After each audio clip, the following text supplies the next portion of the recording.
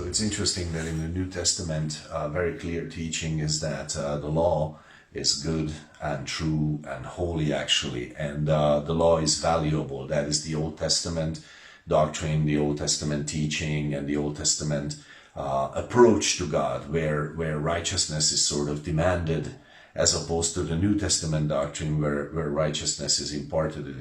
It is given to you at faith. So in the book of Galatians, Paul sets the law and grace against each other, and some believers have understood this to mean that the law was evil somehow. Well, the answer to that conundrum is, how could God have given something that is evil? He hasn't. Of course, it's not evil.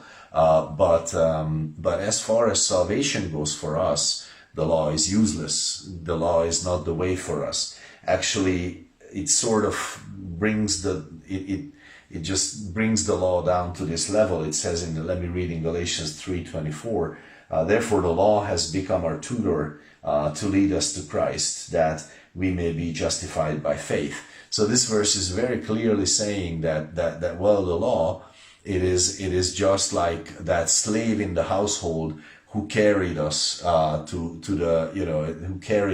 took us to school, who took us to Jesus, who took us to learn about what God has for us in Jesus. And this is the beautiful truth for every one of us New Testament believers. The law is not the way for us to live. The law is not the method by which we can come to God, and it's a faulty understanding of New Testament believers that the law needs to be upheld and lived by, and that's how we approach God, because God has said, no, the law led you to Christ, now you come to me through Christ, and that's a different story entirely. And of course, in these few minutes we're not going to go into it, and welcome and good morning, by the way.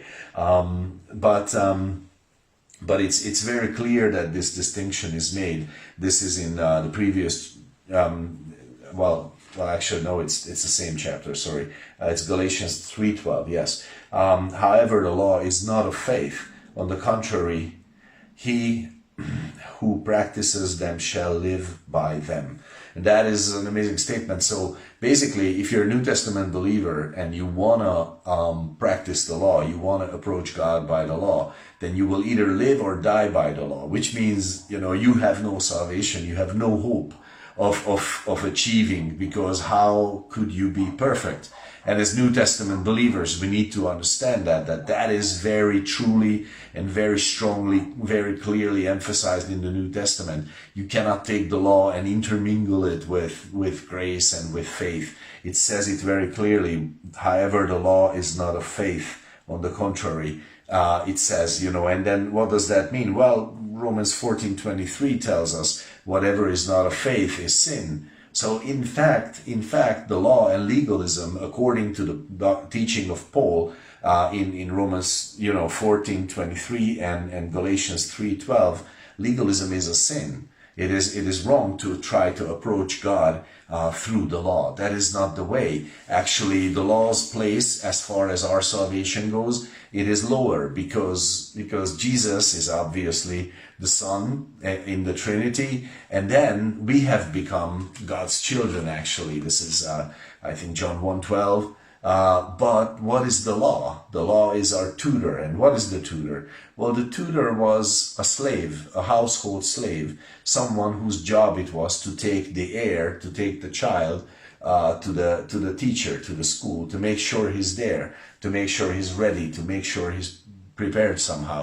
But that's it. It was never a family member. It was just a necessary slave. It was just part of the household. And this is the law.